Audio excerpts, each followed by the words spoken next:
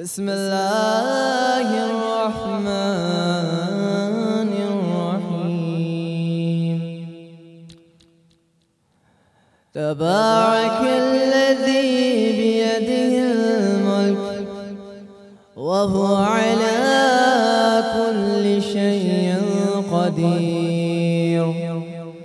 अल्लज़ी खलक़ल मौत वल हयात लियब्लुवकुम अय्युकुम अहसनु अमला व हुवल अज़ीज़ुल गफ़ूर। अल्लज़ी खलक़ सबअ समावातिन तिबाक़ा मा तरा फ़ी ख़ल्क़िर रहमानि मिन तफ़ावुत फर्जि'ल बसर हल तरा मिन फुतूर ثم ارجع البصر كرتين ينقلب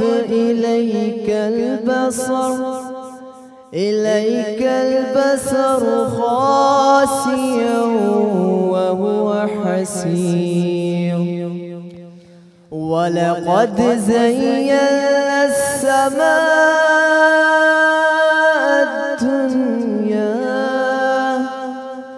الدنيا بمصابيح وجعلناها رجوما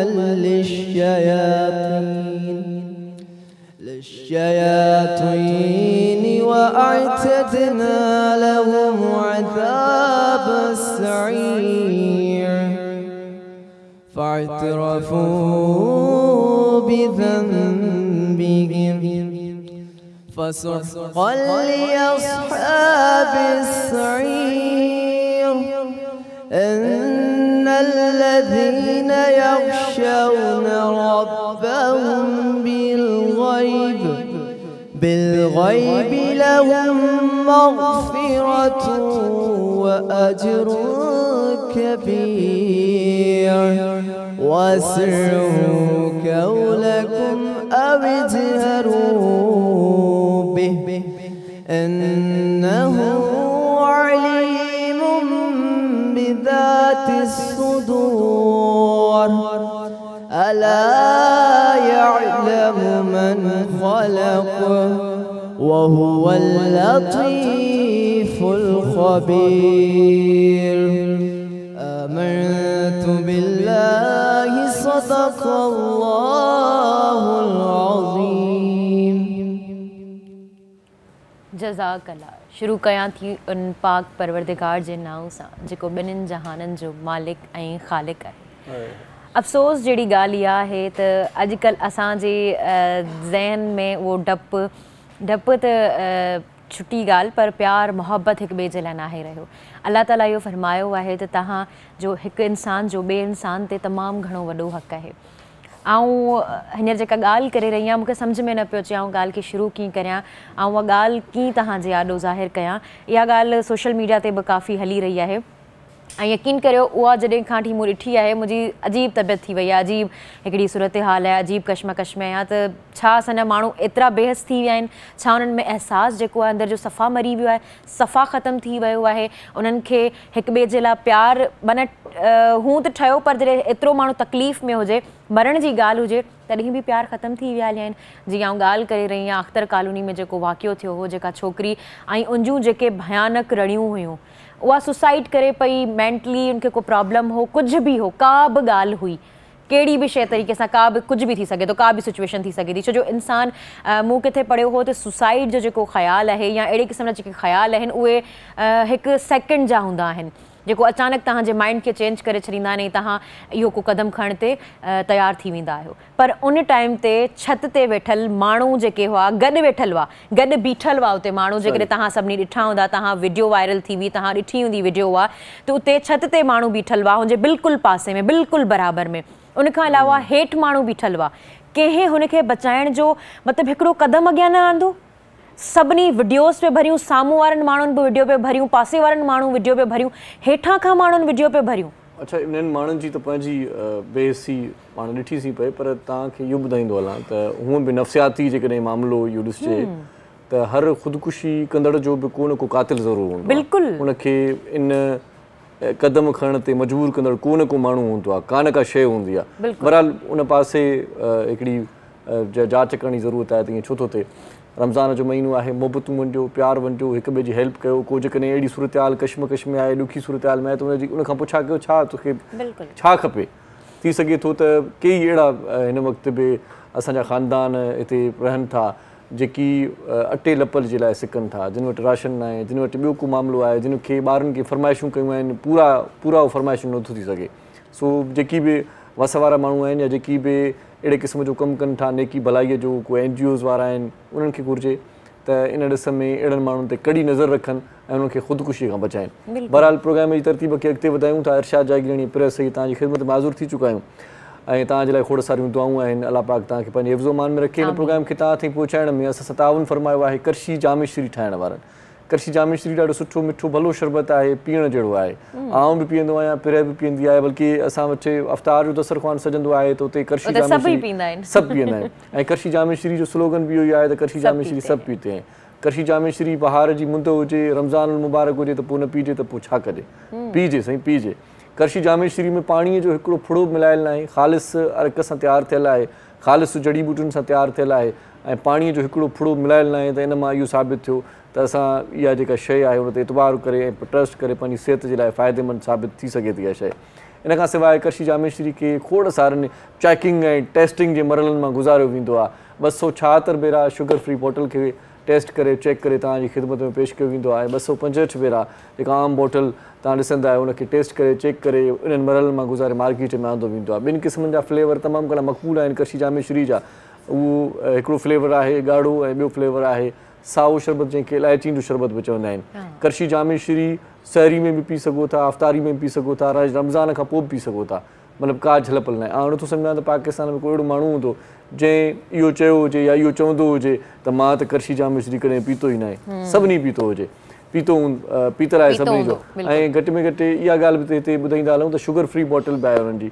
खोड़ सारियूं शयूं आहिनि जेकी तव्हां सां शेयर करण जहिड़ियूं आहिनि। पर इन सां गॾोगॾु जेकॾहिं इबादतूं कयो था ऐं सुस्ती थी वई आहे, नज़लो ज़ुकाम बुखार, त पोइ डॉक्टर प्रिया असां वटि वेठी आहे, तव्हांखे ॿुधाईंदी त हुनजो हल छा आहे। जी बिल्कुलु आवाज़ सही पिया चओ, पर डॉक्टर कोन आहियां, पर उहो डॉक्टर जेको आहे न कृषि आहे। छो जो कृषि जेको आहे उहो तव्हांखे जोहर जो शानदार ॾिनो आहे, पोइ तव्हांजी इबादतुनि में ख़लल न थींदो, तव्हां बिल्कुलु आसानी सां इबादतूं बि करे सघंदा आहियो। उनखां अलावा रोज़ो बि रखी सघंदा। छो जो रोज़े में असांजो चुस्त हुजणु लाज़मी आहे, छो जो पोइ रोज़े में असांखे ॿिया कम करणा हूंदा आहिनि। जी डेली रूटीन हूंदो आहे उन में ई हूंदो आहे, रोज़ो हिकिड़ी ॿी शइ हूंदी आहे। उनखां अलावा इबादतूं असां डबल ते करणु शुरू करे छॾींदा आहियूं। इन जे करे जोहर जो शानदार जो जेको आहे उहो इस्तेमालु तव्हां करे सघो था। जोहर जो शानदार जेको आहे उहो 3 फ्लेवर्स में मिले थो।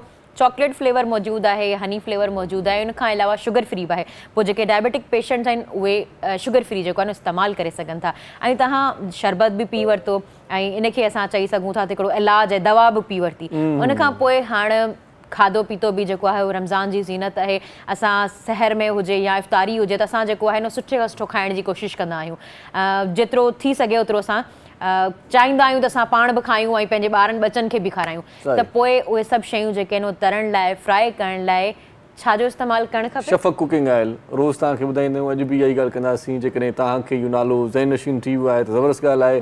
अञा ताईं मार्केट न विया आहियो या वठण जो इरादो रखो था त अॼु वञी वठी अचो। शफ़क़ कुकिंग ऑयल में पचायल खाधा सेहतमंद ज़िंदगी जे लाइ बहितर थींदा आहिनि। ऐं गॾो गॾु इहो इन जे करे चऊं था तव्हांखे त शफ़क़ कुकिंग ऑयल में खोड़ सारियूं विटामिन्स आहिनि। उन्हनि मंझां विटामिन ए बि आहे, हुन में ई बि आहे ऐं विटामिन डी बि आहे।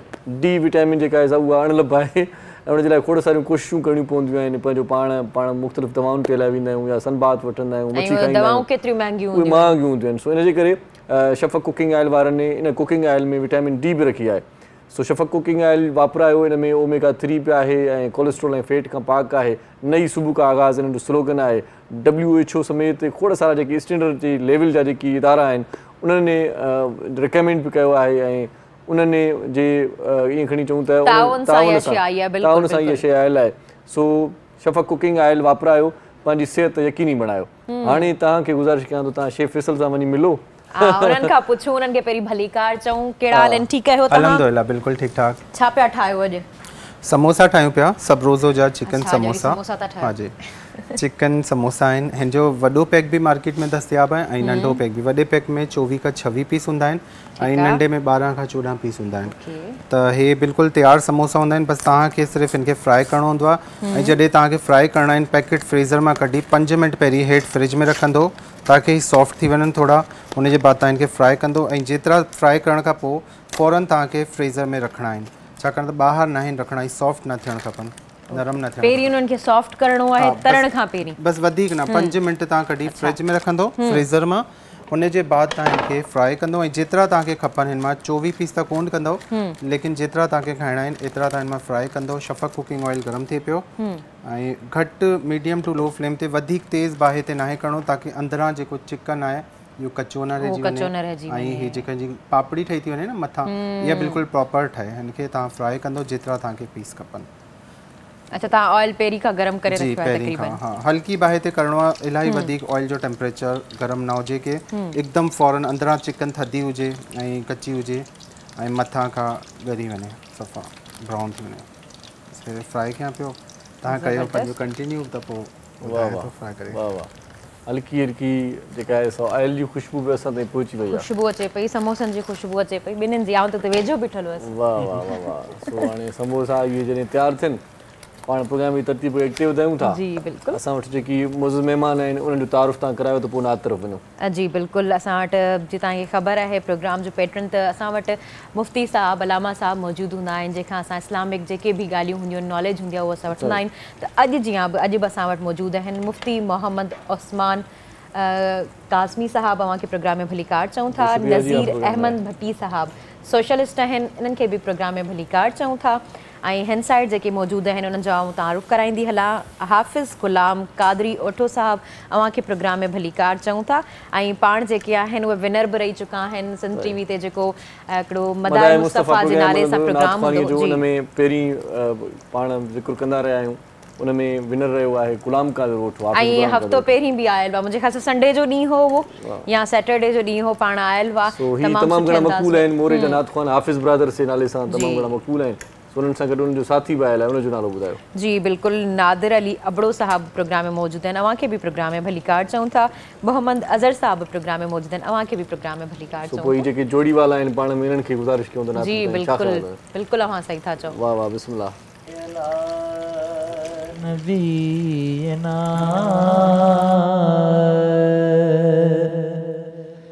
सल्ले अला मुहम्मदिन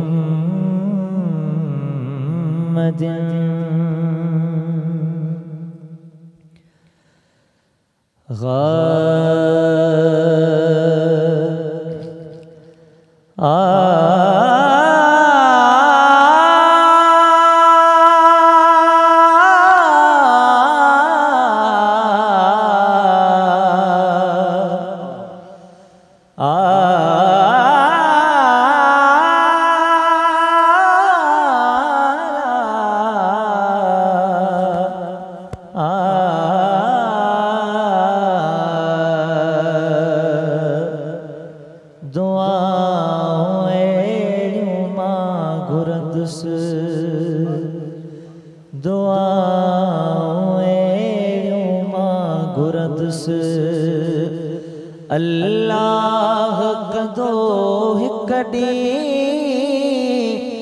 अल्लाह कदो हिकड़ी अल्लाह कदो हिकड़ी मदीने में विदुस दुआऊं एड़ियूं मां घुरंदुस दुआऊं एड़ियूं मां घुरंदुस मदीनो भी ॾिसंदो सुभान अल्लाह। ओ गितड़े करार कोरे बेचैन गावदो सत भी न सखा सारे फुकरा गया लगो थी वञी थींदो करिश्मोए वञी थींदो करिश्मोए वञी ओचितो पुॼंदुसि दुआऊं मां घुरंदुसि दुआऊं मां घुरंदुसि ऐं तस्बीह को सुरती मोहम्मद जे नाम जी तकलीफ़ थी घट कुछ हाली तगाम जी ऐं पोइ इंशाअल्लाह ऐं पोइ इंशाअल्लाह ऐं पोइ इंशाअल्लाह सुख साण मासूमदुसि दुआऊं मां घुरंदुसि और बखे कबा झपंदी बानो बधाई दो हिन गुनहगार खे भी रोज़ो चुमाई दो रोज़े रसूल हूं दो रोज़े रसूल हूं दो रोज़े रसूल हूंदो साम्हूं पियो ठरंदुसि दुआऊं मां घुरंदुसि ऐं इरशाद जा गिराणी सुडका करे साथी रोई गुज़ार भी गया राणे लगाती पंज वक्त नमाज़ूं पंज वक्त नमाज़ूं पंज वक्त नमाज़ूं तहज्जुद भी पियो पढ़ंदुसि दुआऊं एड़ियूं मां घुरंदुसि अल्लाह कंदो हिक ॾींहुं अल्लाह कंदो हिक ॾींहुं मदीने में वेंदुसि दुआऊं एड़ियूं मां घुरंदुसि दुआऊं एड़ियूं मां घुरंदुसि सुभान अल्लाह सुभान अल्लाह सुभान अल्लाह ॾाढो सुहिणो अंदाज़ माशाल्लाह ऐं तव्हांजी बि तमामु बहितरीनु शाइरी ऐं पाण त लिखियोसीं पर तव्हां उन में जेको आवाज़ जो रूप कयो आहे न सची ॻाल्हि इहा त दिलि जी तार ॼण उते ॻंढिजी वई माशाल्लाह सुभान अल्लाह बिल्कुलु साईं बिल्कुलु ऐं हिते हिकिड़ो शॉर्ट कमर्शियल ब्रेक वठूं था मोटी अचूं था अखियुनि में थोरा रुड़क बि तरी आहिनि ॾिसंदा रहिजो सलाम रमज़ान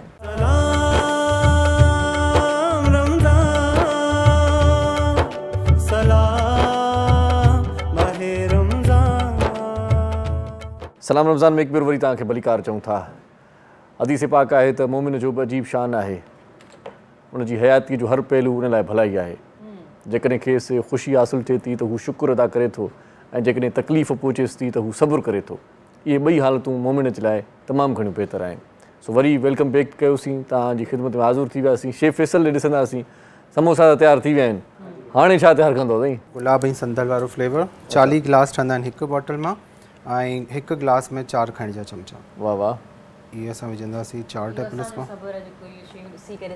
हा न रोज़े में हिन में ख़बर अथव हिन में मज़ो अथव चङी असुल तरह इम्तिहान त इहो आहे न इहो ई आहे न इहो ई सभु इम्तिहान शयूं मौजूदु हुजनि ऐं असां उन हालत में हुजूं पंहिंजो पाण खे रोके रखणु हा जी बिल्कुलु वाह वाह हे असांजो जामे शीर तयारु थी वियो ऐं नसीम मसाला आहिनि नसीम मसाला तव्हां वठी सघो था सिलसिला रिवायती खानो का तमामु बहितरीनु आहिनि हिन में काफ़ी सारा मसाला आहिनि ईद अचे पई बिरयानी कोरमो कढ़ाई हर तरीक़े जी तव्हांखे हिन रेसिपी मिली वेंदी ऐं घर जा जेके असां मसाला खुला इस्तेमालु कंदा आहियूं सावा धाणा पीठल धाणा ऐं ॻाढ़ा मिर्च हैड गरम मसालो पाउडर सभिनि में तव्हांखे मिली वेंदा मार्केट में मिलनि पिया वठी सघो था वाह सावा दाणा पयल आहिनि इहे तव्हांखे यादि अची विया वॾी महिरबानी लख थोरा पर इहो आहे त तोखे मूंखे जो रोज़ो लॻो अथई लॻे थो मूंखे बि लॻो आहे छाकाणि त हुन सेट ते मूंखे मां ॾाढो बि हाणे पुठियां विच में न चयो ईअं हिकिड़ो जुमिलो त जीअं अॻिते धिके स्टार्ट माना कमु लॻो पियो महिरबानी महिरबानी प्रोग्राम में ईंदा आहियो इहा बि रोज़े जी जेका आहे न सा उहा माना हिकिड़ी बिल्कुलु ख़ुशी बि आहे मज़ो बि आहे मज़ो अचे रोज़े जी तासीर आहे इहा बि ऐं वरी असांखे गिफ्ट तो मिलणो आहे न ईद जी शक्ल में बिल्कुलु बिल्कुलु बिल्कुलु सो असां सां गॾु मौलाना साहब बि गॾु आहिनि जी मौलाना साहब गए हैं, हम उन्हीं की तरफ चलते हैं। हमें ये बताइएगा कि इस्लाम दीन जो है वो औरत को क्या हुकूक देता है, क्या हुकूक हैं क्या नहीं है ये भी बता दें, दोनों बता दें। हाँ ये दोनों बता दें। सवाल ये आपने किया तो मेरा आपसे भी सवाल है कि बताएं इस्लाम में वो कौन सा हक है जो अल्लाह तबारक व तआला यानी इस्लाम ने औरत को नहीं दिया। हर हुकूक आप देखें कि इस्लाम से पहले की अगर हम बात करें तो बच्चियों को जिंदा दरगोर कर दिया जाता था, सही सही को दबा दिया जाता था। इस्लाम आया तो उसके बाद इस्लाम ने फिर एक औरत का मकाम दिया, सही सही जो एक अयाम मखसूसा होते हैं ख़वातीन के, जब वो हुआ करते थे तो किस तरह जो है वो उनको घर से अलग कर दिया जाता था, एक कोने में बिठा दिया जाता था। लेकिन इस्लाम आया तो इस्लाम ने उनको हक दिया और इस्लाम ने मर्द के शाना बशाना इस एतबार से खड़े हुक्म दिया है, वो इस एतबार से दिया है कि जिस तरह मुसलमान किसी तरह मर्द इबादत में पीछे ना हो तो इस तरह औरत भी मर्द के कायम मकाम हो, इल्म में औरत मर्द के जो है ना कायम मकाम हो। आज जो मुतालबा हक का किया जाता है वो दर हकीकत सिर्फ और सिर्फ जिन्स बेरारवी फाश और यानी को फ़रोग देने वाली बात है। आज जो मुतालबा ख़वातीन कर रही हैं, वरना आप इस्लाम को अगर हम देखें तो वो हर वो हक जो औरत के लिए दिया गया है वो इस्लाम ने दिया। अच्छा अल्लामा साहब वो हकूक तो दिए गए, हाँ। इस्लाम ने तो दिए हुए, इसमें कोई शक नहीं है, लेकिन हमारी सोसाइटी जो है वो औरत को जीने नहीं देती। वो सोसाइटी में मौजूद मर्द जो हैं, जो आप बात कर रहे हैं ना, वो अब मर्द जो है ना वो औरत को अपनी प्रॉपर्टी समझते हैं, वो जैसे चाहते हैं जिस तरह से चाहते हैं, फिर औरत वो माँ की शक्ल में हो, बहन की शक्ल में हो, बीवी की शक्ल में हो। इस्लाम इसमें कोई शक नहीं है, इस्लाम ने सब हकूक दिए हुए। सही बात है। लेकिन यहाँ पर जो आपने कहा ना कि सोसाइटी की जो बात आपने बात की जी, इस्लाम ने जो भी औरत को हक दिया, मगर औरत को ये हक नहीं दिया कि वो जुल्म बर्दाश्त करे। हाँ, वो अपने लिए अपने हक के लिए आवाज़ उठाने का उसको शरीयत हक दिया, लेकिन एक हद में रहते हुए। जो शरीयत ने एक हद मुकर्रर की है उस हद में रहते हुए औरत पे मुकम्मल हक है कि वो अपने लिए आवाज़ उठाए कि मेरा भाई ये हक है, जायदाद में मेरा हिस्सा है। आज हमारे यहाँ बेटी और बहन को जायदाद से बिल्कुल अलग कर दिया जाता है। बिल्कुल। औरत को, बीवी को यानी गुलाम और जूती की नोक पर रखा जाता है, जो कि सरासर गलत है। माए तो उसका ज्यादती हम जिस तरह करते हैं ये सब गलत है।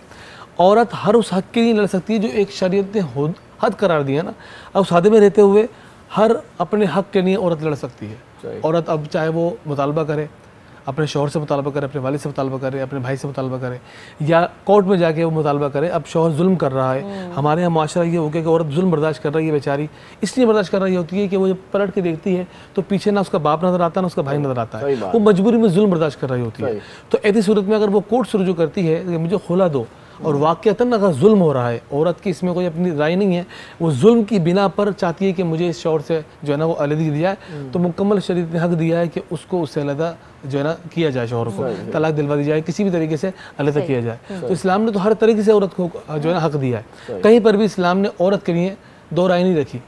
आपने कहा कि जुल्म हो रहा है, सोसाइटी है, प्रॉपर्टी समझते हैं, तो ये जाहिलाना सोच है। औरत को जो है ना कचरा समझना, या औरत को जूती की नोक पे रखना, औरत को जो है ना बस एक नौकर समझना, ये एक जबरदस्त जाहिलाना सोच है। इल्म की कमी है, तरबियत की कमी है। जब हम इस्लाम से दूर रहेंगे तो हम ही हरकत औरत के साथ करेंगे, लेकिन जब हम इल्म सीख लेंगे, इस्लाम को हम सही तौर पर पढ़ लेंगे, कुरान को पढ़ लेंगे, फिर वो औरत बीवी चाहे वो माँ हो, वो चाहे बेटी हो या बहन हो, उसको जो बहुत बड़ा मौजूद है सर, बिल्कुल मज़ीद कभी बात करेंगे। नज़ीर साहब भी असां सां गॾु आहिनि। नज़ीर साहब तव्हां जूं छा मसरूफ़ियतूं आहिनि रमज़ान मुबारक बाबरकत महीने में? हूअं बि नेकी चङाई भलाई जा कम कंदा आहियो, तव्हां हिन भेरे छा था कयो? महिरबानी। ही महीनो तो आहे लुटण जो महीनो, बरकतूं लुटण जो महीनो, ॿिए पासे न सम्झो। अल्लाह ताला फरमाए तो जेतिरो तव्हां मूंसां लुटे सघो था रहमतूं लुटे वञो। असां गाफ़िल आहियूं, दीन जी खां दूरी आहे।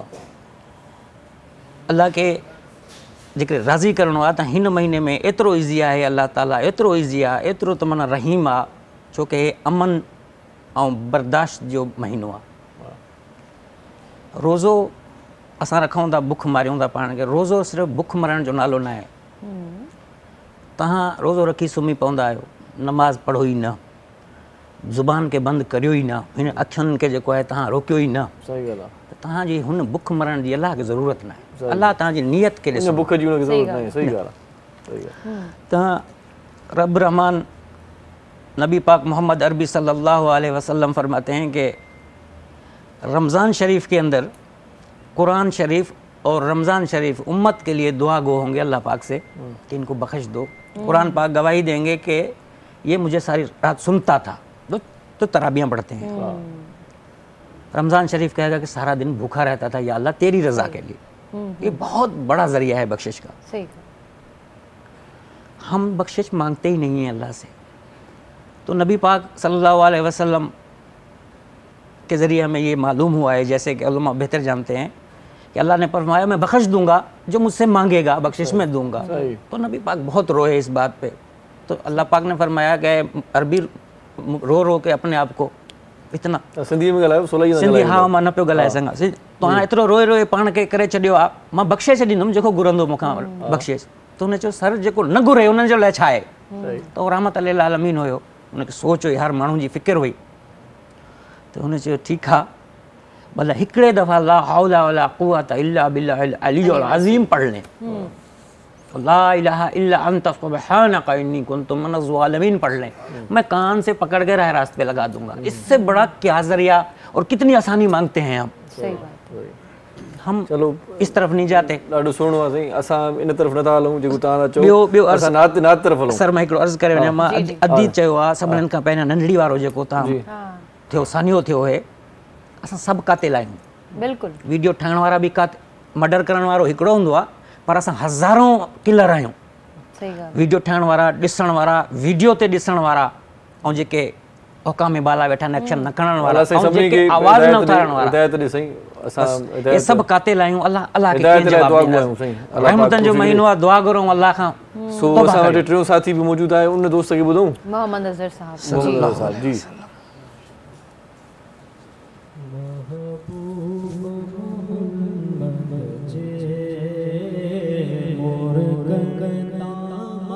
सदके अम्मा आयशा सिद्दीका जी सुईना तमा सदके अच्छी अर्ज कयो अमड़ी साईं सुई मविनाइया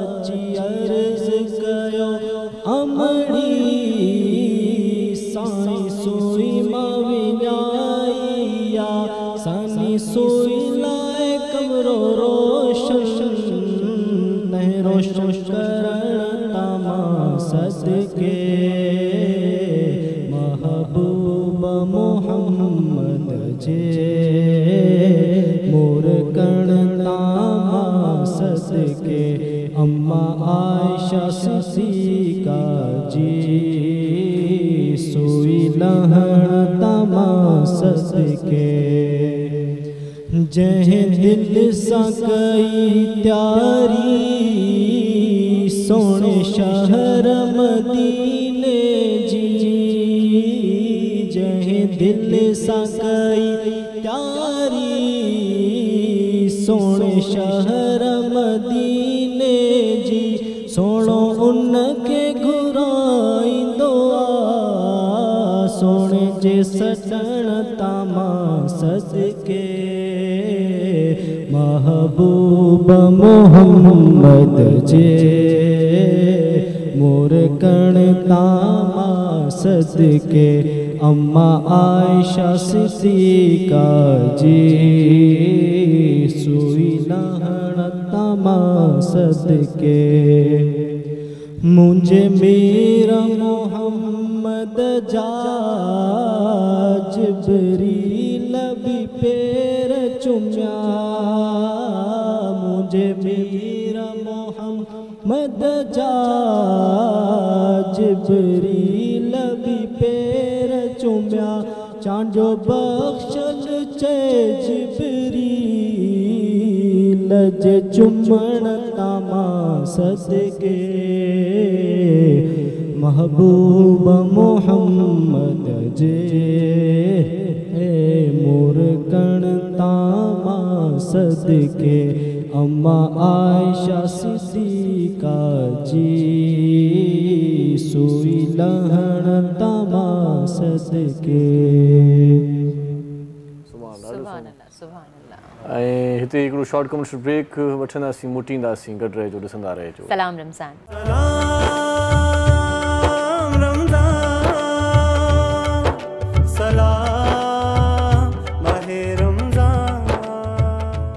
सलाम रमज़ान में हिकु भेरो वरी तव्हांखे वलीकार चऊं था। रोज़ जीअं अॼोकी महफ़िल पे ॾाढी मज़ेदार आहे। मज़ेदार इन सेंस में चवंदा आहियूं त दीन जूं ॻाल्हियूं ॿुधण जो बि मज़ो पंहिंजो आहे। न सिर्फ़ु ॿुधण जो मज़ो आहे पर उन ते अमल करण जो अञा वधीक मज़ो आहे। आख़िर तव्हांजी संवरी वेंदी ऐं तव्हांखे हिन ज़िंदगीअ में दुनियावी जेका ज़िंदगी आहे उन जे लाइ बि कसम मिलंदा, वाटूं मिलंदियूं, रस्ता मिलंदा, तव्हांखे कीअं अॻिते निकिरणो आहे ऐं कीअं हिन दुनिया खे बि मुंहुं ॾियणो आहे ऐं आख़िरत में बि पंहिंजे रब करीम जे लाइ, मतिलबु ईअं खणी चऊं त पाण अहिड़ो को अमल करे वञूं जो रब करीम उते जॾहिं पहुचूं त राज़ी थी पवे।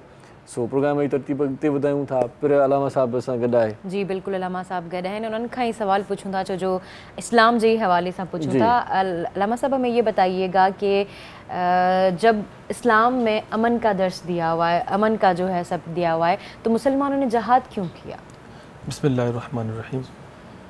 इस्लाम अमन का दर्स देता है। देखिए, जब देता है इस्लाम अमन का दर्स, जब मुसलमानों की इज़्ज़त पामाल ना हो, हाँ, हर तरीके से उनकी इबादत गुजार अपनी इबादत कर सकें, उन पर किसी भी किस्म का जुल्म जबर ना हो, जब हमारी माओ बहनों की इज़्ज़त सलामत रहे, हमारे जो शिआर हैं, हमारी जैसे मिसाल के तौर पर खाने काबा है, हमारी मसाजिद हैं, हमारे तमाम मेहराब मिंबर हैं, जब इन पर किसी भी किस्म का ज़ोर ज़बरदस्ती ना हो और इस्लाम पर चलना बिल्कुल आसान हो, तो यही इस्लाम अमन का दर्ज देता है। अच्छा। लेकिन जब इसके अपोजिट हो जाए, जब हमारी माँ बहनों की इज़्ज़त सलामत ना रहे, हमारे क़िबला अव्वल पर जो है वो हमले किए जा रहे हों, ठीक है, इस्लाम पर चलना दुश्वार हो गया हो, मस्जिदों में ताले लग जाएं, स्पीकर उतार लिए जाएं, तो फिर यही इस्लाम मैदान में आकर अमल करके जिहाद करने का हुक्म देता है। तो यहाँ पर जो मुसलमानों ने जिहाद किया वो अपनी दिफा के लिए नहीं, इस्लाम के दिफा के लिए किया। आप जंग बदर के वाक़े को देखें, यहाँ 313 थे और यहाँ 950 थे। तो यहाँ पर वो एक पहला मार्का था। अगर ये मार्का मुसलमान अल्लाह न करे हार जाते तो क़यामत तक के लिए फिर इस्लाम का नाम लेने वाला कोई भी ना होता। यहाँ पर जो 950 से मुकाबला किया, वो नबी करीम अलैहि सल्लल्लाहु अलैहि वसल्लम खुद मौजूद थे और अल्लाह से दुआ मांगी, तो फिर अल्लाह तबारक व तआला ने फ़रिश्ते उतारे आसमान से, 3000 5000 फरिश्ते, उन फरिश्तों ने मदद की उन मुसलमानों की, और इस तरह जो है वो जंग बदर का मार्का मुसलमानों ने फतह किया और ऐसा फतह किया कि क़यामत तक के लिए इस्लाम का नाम जो है वो रोशन हो गया। अगर अमन की बात करते तो फिर यही जो कुफ़ार 950 जो कुफ़ार थे वो एक ही हमले में जो है वो मुसलमानों को जो है ना तहस नहस कर देते और ख़त्म कर देते इस्लाम का नाम लेना। यहाँ पर बात आ गई थी हक़ व बातिल। जब हक़ और बातिल आ जाए तो फिर हक़ के लिए लड़ना, ये इस्लाम फिर यहाँ पर अमन का दर्ज देता। जब हक़ पर डाका डाला जाए, इस्लाम के हक़ पर जब डाका डाला जाए, तो फिर यही इस्लाम मैदान अमल में आके जिहाद करने का, जंग करने का हुक्म देता है। तो ये सूरत हाल है। जब तक हमारा इस्लाम पे किसी किस्म की आँच नहीं आती, नामों से रिसालत पर बात नहीं आती, या जो है ख़त्म नबूवत पर कोई हमला नहीं कर पाता, हमारे नबी के नामूस पर कोई हमला नहीं करता, दीन इस्लाम पे कोई हमला नहीं करता, कुरान पर हमला नहीं हो रहा, तो जब तक यही इस्लाम जो है अमल का दर्ज देता है। लेकिन जब इसके अपोजिट हो जाएगा तो फिर यही इस्लाम जंग करने का हुक्म देता है, जिहाद करने का हुक्म देता है। सही। नज़ीर साहब असां करें। नज़ीर साहब तव्हां मूं नोट कयो थोड़ी देर पहिरियां बि, ॾाढा हसास आहियो तबियतनि में। रात रसूल मक़बूल सल्लल्लाहु अलैहि वसल्लम जॾहिं ॿुधी रहिया हुआसीं पाण ग़ुलाम क़ादिर ओठे जे आवाज़ में, तव्हां रोई पिया हुयो। ये फीलिंग्स जेके आहिनि उहे थोरियूं बयानु कजो। कॾहिं विया आहियो मदीने शरीफ़ जी ज़ियारत थी आहे, उमिरे हज ते कॾहिं विया आहियो?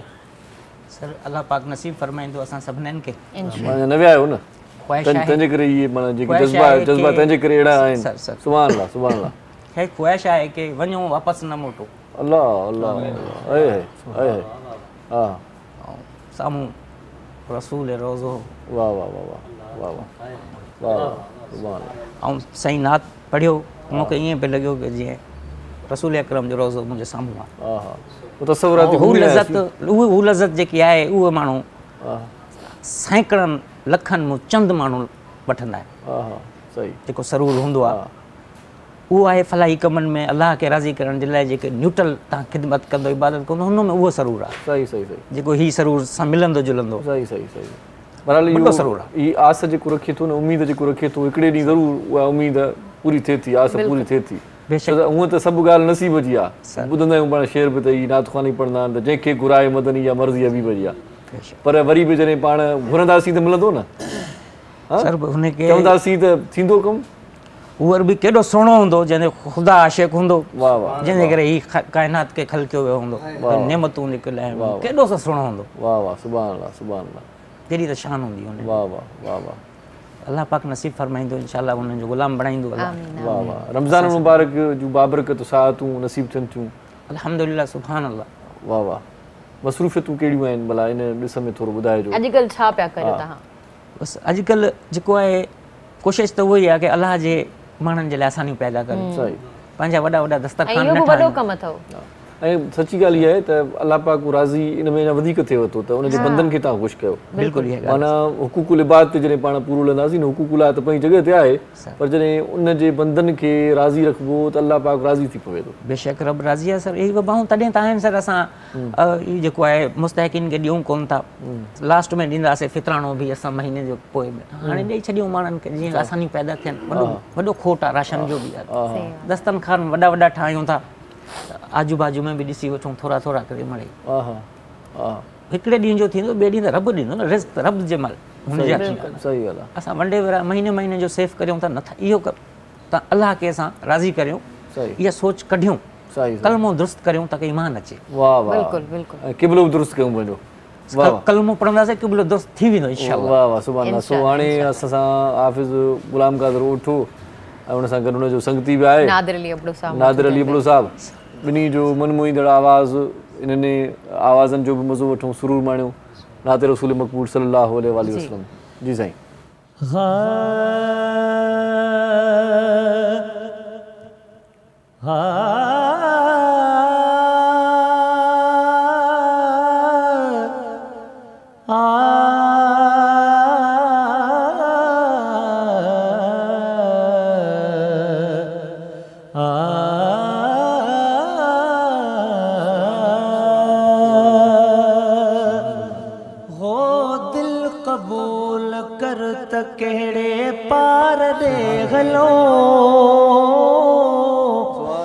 छो न छहो भेरड़ो प्यार दे हलो, छो न छहो भेरड़ो प्यार दे हलो, दिल कबूल कर तकड़े पार दे हलो, छो न छहो भेरड़ो प्यार दे हलो, छो न छहो भेरड़ो प्यार दे हलो, जिया चवी ततिया कया ये रुगी न रो, अज मदीने जी बरीब तलब कया तो, हो जिया चवी ततिया कया ये रुगी न रो,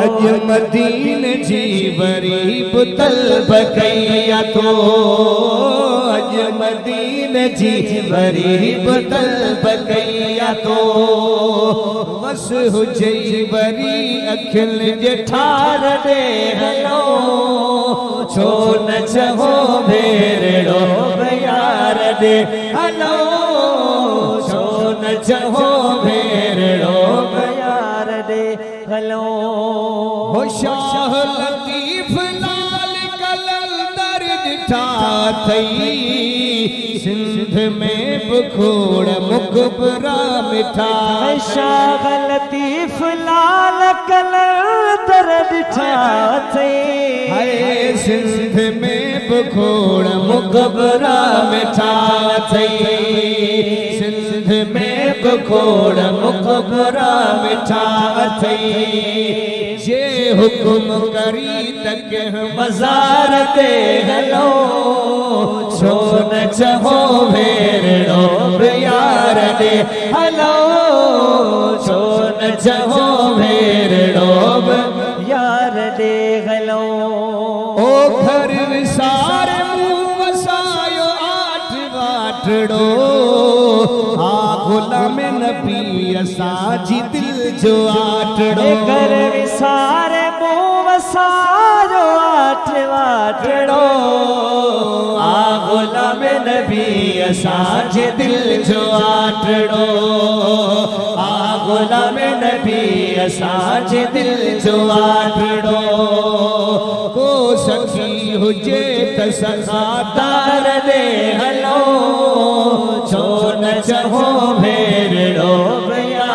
दे हलो छो न चहो भेड़ो यार दे हलो दिल कबूल कर तकड़े पार दे हलो छो न चहो भेड़ो यार दे हलो छो न चहो भेड़ो यार दे हलो।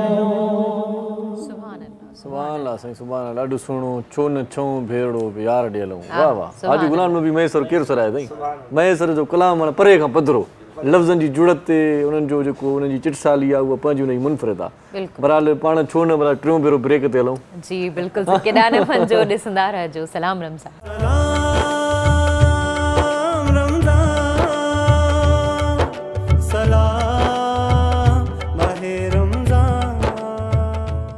सलाम रमज़ान में हिकु भेरो वरी तव्हांखे भलीकार चऊं था। हीअ जेका मुंद आहे न उहा नातिय कलाम ॿुधण जी बि घणी आहे ऐं पाण करीमन सल्लल्लाहु अलैहि वसल्लम शान अक़दस जॾहिं बयानु थिए थो न महफ़िलूं सजनि थियूं मीलाद जूं या वरी अहिड़े क़िस्म जा प्रोग्राम थियनि था त रूह खे अञा वधीक राहत थिए थी असांजूं दिलियूं वधीक मुनवर थियनि थियूं अखियुनि में रोशनी अची थी वञे या बि हिकु बहार ई आहे न मौसम बहार जी हले पई या बि हिकु बहार आहे जॾहिं असां बहारी जो मज़ो वठूं बहारी वठूं भला जी अवां बिल्कुलु सही था चऊं त इन्ही सां गॾु फराज़ अली सीरो साहब असांखे जॉइन कयो आहे उन्ही तरफ़ वञूं था। वाह फराज़ अली सीरो साहब इहा माइक ॾियोसि जी। हुज़ूर मेरे तो सारी बहार से है मैं बेकरार था मैं बेकरार हूँ मेरा करार आप से है हुजूर मेरी तो सारी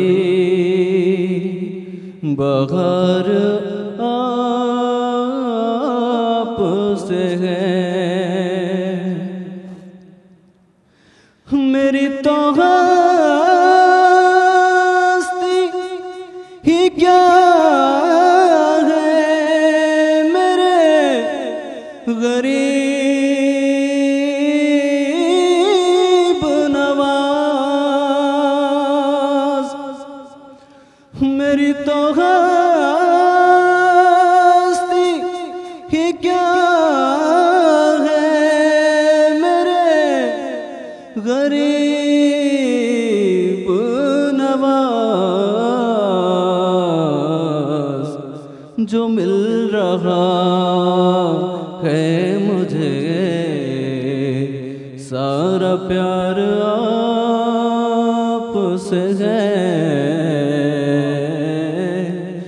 जो मिल रहा है मुझे सारा प्यार आप से है सियाह कार हूँ आका बड़ी नदामत है सियाह कार हूँ आका बड़ी नदामत है कसम खुदा की ये मेरा वकार आप से है कसम खुदा गर तुम न सुनोगे तो मेरी कौन सुनेगा या रसूल अल्लाह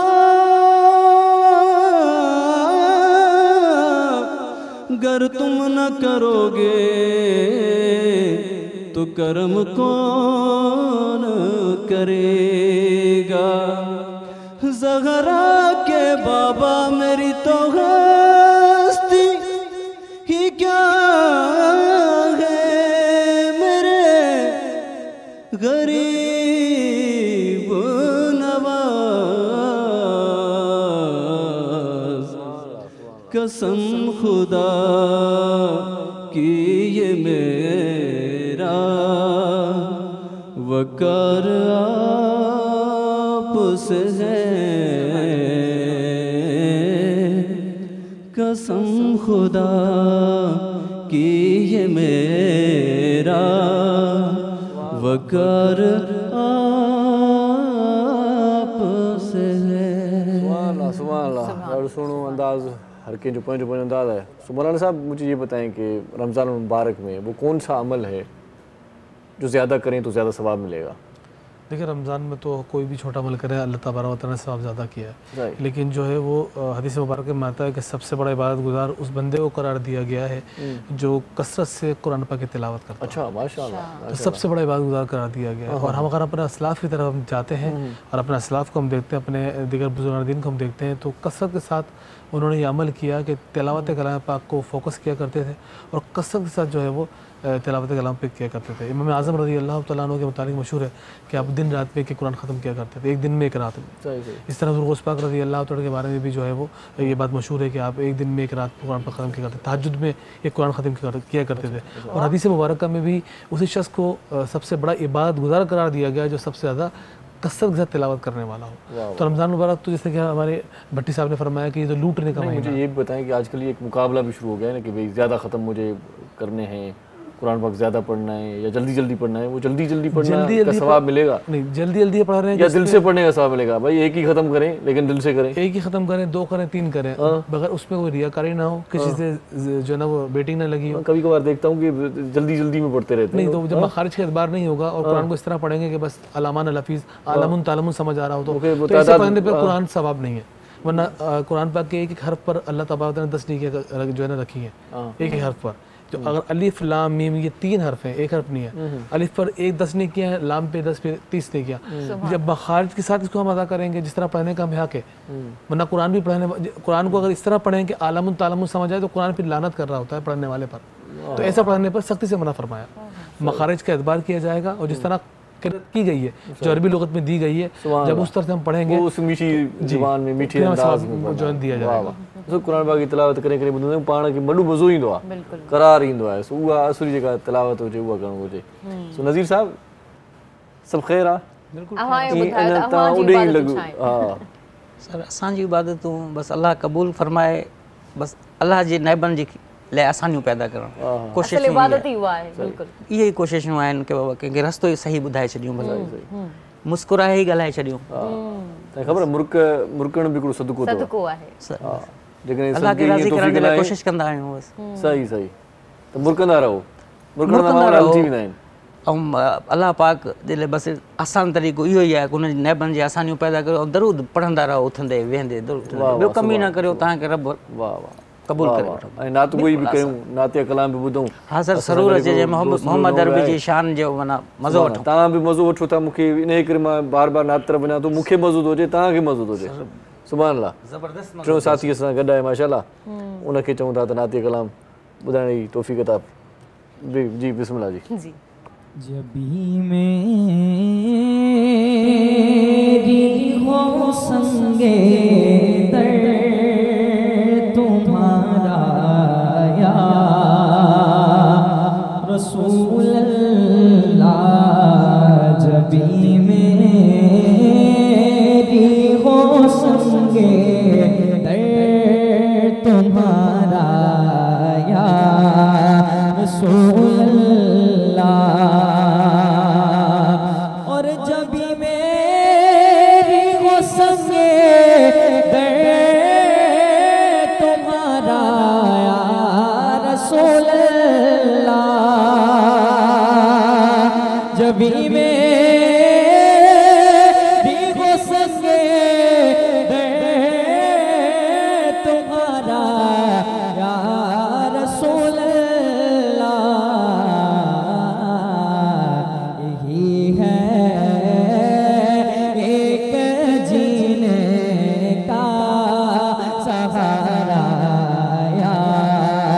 रसूल अल्लाह यही है एक जीने का सहारा या रसूल अल्लाह। और बरोज़े हश्र मेरे इस की लाज रख लेना, बरोज़े हश्र मेरे इस की लाज रख लेना। तुम्हारा हो तुम्हारा हो तुम्हारा या रसूल अल्लाह, तुम्हारा हो तुम्हारा हो तुम्हारा या रसूल अल्लाह। और ज़माना छूट जाए उठ जाए कुछ लगी परवाह, ज़माना रूठ जाए छूट जाए कुछ लगी परवाह। न छूटे हाथ से दामन तुम्हारा या रसूल अल्लाह, न छूटे हाथ से दामन तुम्हारा या रसूल अल्लाह। और दिखा दो अपना चेहरा प्यारा प्यारा या रसूल अल्लाह, दिखा दो अपना चेहरा प्यारा प्यारा या रसूल अल्लाह। खुदारा जीते जी कर लो नजारा या रसूल अल्लाह। जबी में ही हो संगे दर तुम्हारा या रसूल अल्लाह।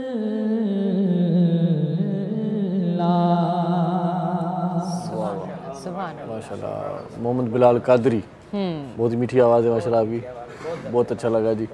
हिते हिकिड़ो शॉर्ट कमर्शियल ब्रेक वठंदासीं, मोटी ईंदासीं, गॾु रहिजो, ॾिसंदा रहिजो। सलाम रमज़ान।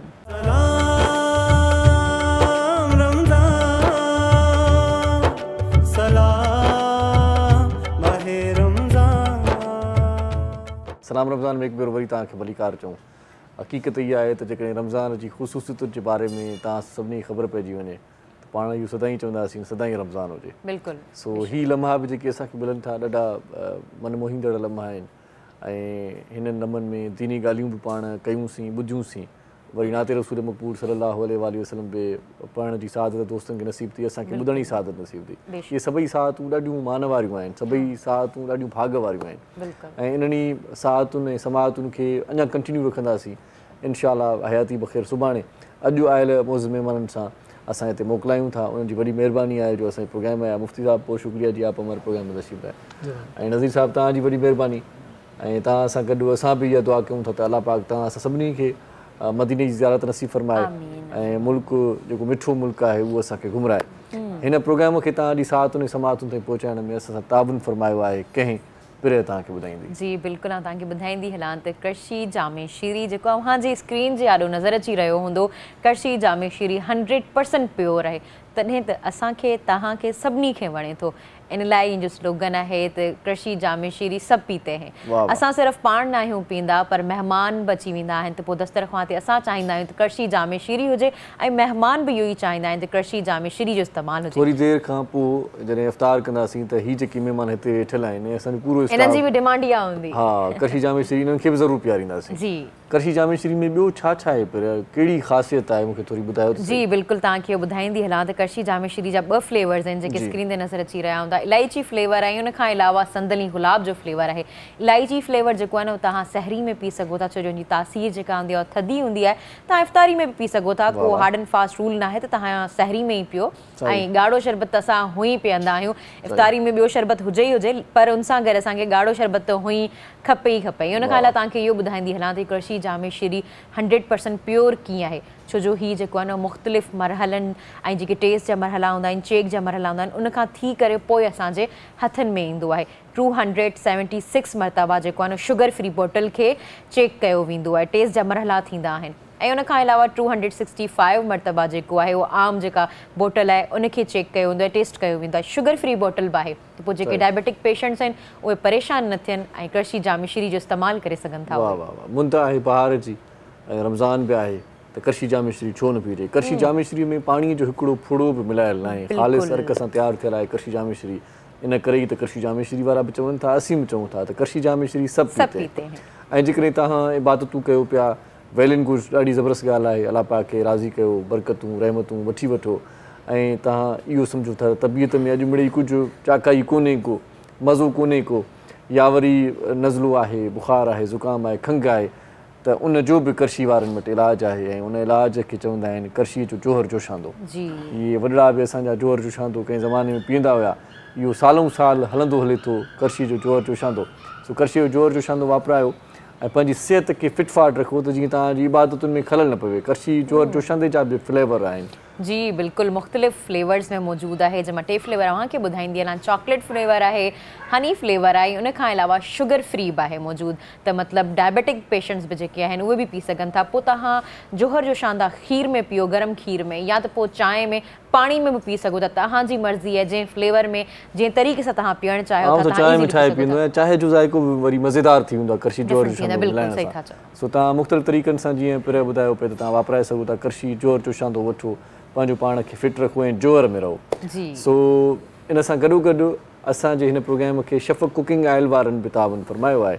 शफ़क़ कुकिंग ऑयल ॾाढो ज़बरदस्त कुकिंग ऑयल आहे, मार्केट में नओं ब्रांड आहे, लाइट आहे, दिलि ते तोड़ न कंदो आहे, बार न कंदो आहे।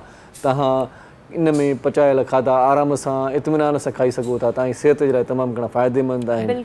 उहो इन जे करे त हिन में आहिनि खोड़ सारियूं विटामिन्स। विटामिन्स कहिड़ियूं कहिड़ियूं आहिनि तव्हांखे पहिरियों ॿुधायूं। जी बिल्कुलु, विटामिन ए आहे, डी आहे ऐं ई आहे, ओमेगा 3 बि आहे ऐं उन खां अलावा फैट कोलेस्ट्रोल खां फ्री आहे। त पोइ छो न असां शफ़क़ कुकिंग ऑयल जो इस्तेमालु करियूं। शफ़क़ कुकिंग ऑयल जो रंग जेको तव्हांखे लाइट नज़र अची रहे थो, ईअं ई हिन जो जेको तासीर जेकॾहिं चऊं या त हीउ जेको आहे उहो मुंझ नथो करे, बार नथो करे। असां ईज़ीली इन में तरियल खाधा खाई करे आसानी सां जेके बि कमु करणा हूंदा आहिनि करे सघूं था असां। सही सही सही, इंटरनेशनल जेकी स्टैंडर्ड मुताबिक़ इन खे तयारु कयो वियो आहे शफ़क़ कुकिंग ऑयल खे।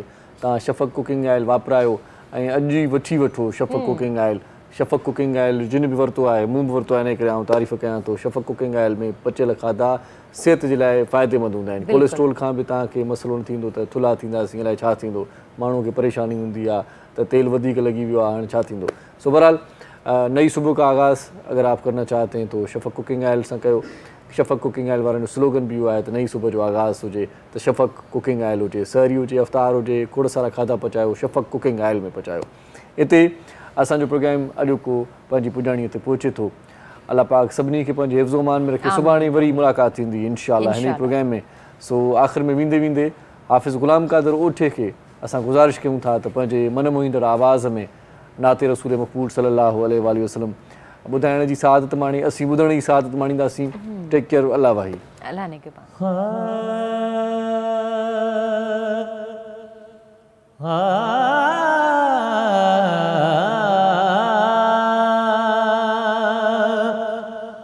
हो वञा मुल्क मिठे थिया ॾींहं ॾिठे सरकार जी ज़ियारत आ करनी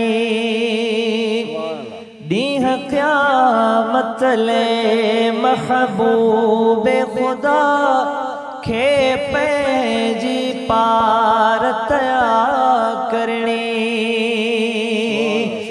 आसान का सिक सीने में और रुगो मुँह के पुजण ॾियो मदीने में हो रुगो मुँह के पुजण ॾियो मदीने में मस्जिद नबवीअ में विछावे दिल एडी त इबादत आ करनी हो ॾींह क़यामत ले महबूब खुदा खे पैजी पारत आ करनी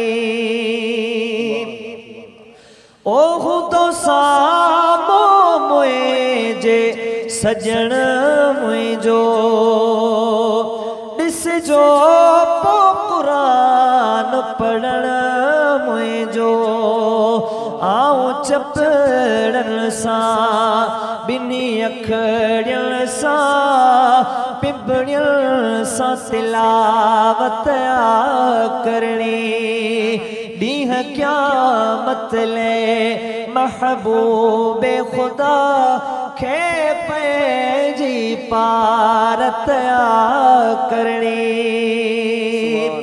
ओ हर चीज विसारे वेही रहंदुस आका जे सहारे वेही रहंदुस ही सुहेणो सहारो ॾिसी रब खे काई तैनायत आ करनी डीह क़यामत ले महबूब खुदा खे पैजी पारत आ करनी ऐं कम थी वेंदो इरशाद पको रोअतुस मां सखिया जे सहन में अको जागीरानी बुद्धि सुडका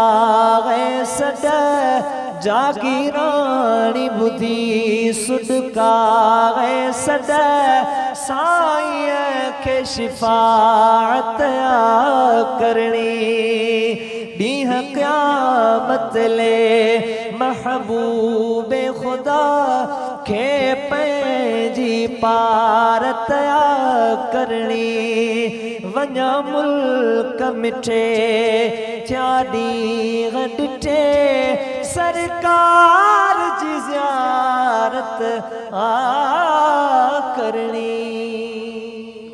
सब्सक्राइब करियो असांजो official YouTube channel Sindh TV HD Islamic ऐं वधीक अपडेट लाइ बेल आइकन ते क्लिक करियो।